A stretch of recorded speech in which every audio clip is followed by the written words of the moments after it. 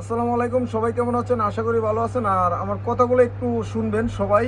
আর actually যারা আমাদের পোলোর dice জুতা বিক্রি করতেছেন, অনেকে আমাদের পোলোর জুতা চলে বেশি, এই জন্য আমাদের ডাইসটা মারেন। দয়া করে আমাদের পোলোর ডাইসটা মারবেন না। আর যদি মারেন, পরবর্তী যদি কোনো সমস্যা হয়, এটা কিন্তু আমাদের টেক্স।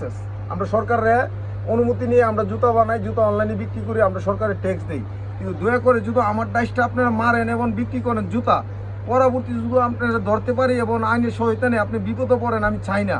দয়া করে যারা যারা হাতে জুতা আছে, অনেক ডাইস মারা জুতা আছে, জুতাগুলি বিক্রি করে পলো ডাইসটা চেঞ্জ করে দিবেন দয়া করে। আর যদি আমার ডাইসটা পলো ডাইস মারেন, পরবর্তী যদি আমি কোনো বিপদে আপনাদেরকে আমি অবশ্যই মামলাতে অবশ্যই প্রশাসনের সহায়তানে আইনের আপনারা যদি কোনো বিপদে পড়েন, আমি সেটা দেখবো না। ঠিক আছে, দয়া করে এখন থেকে যারা আমাদের অনলাইনে আমাদের মাল পলোর মাল সবাই কিনে, কিন্তু পলোর মালটা অন্তর্ভুক্ত নহল করা বন্ধ করে দিবেন। আর এই যে আমাদের পলো ডাইসটা, আর এখানে দেখেন পলো ফুটোয়ার লেখা আছে, আপনি পলোর ডাইস কিনো মারবেন না, পলো পেশন পলো ফুটোয়ার কিনো ডাইস মারবেন না। অন্তর্ভুক্ত আপনাদেরকে দয়া করে হাত জোর করে রিকোয়েস্ট করে বলছি, আমাদের পলোর মালটা আপনারা মারবেন না। আর অন্য কোনো ডাইস দিয়ে আপনারা বেছেন, সমস্যা নাই, কিন্তু আমাদের পলোর ডাইসের মাল যাতে আপনারা পরবর্তী না বানান।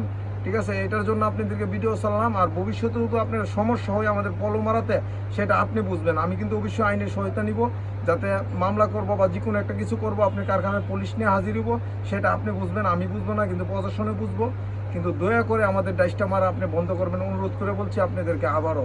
ধন্যবাদ। আসসালামু আলাইকুম।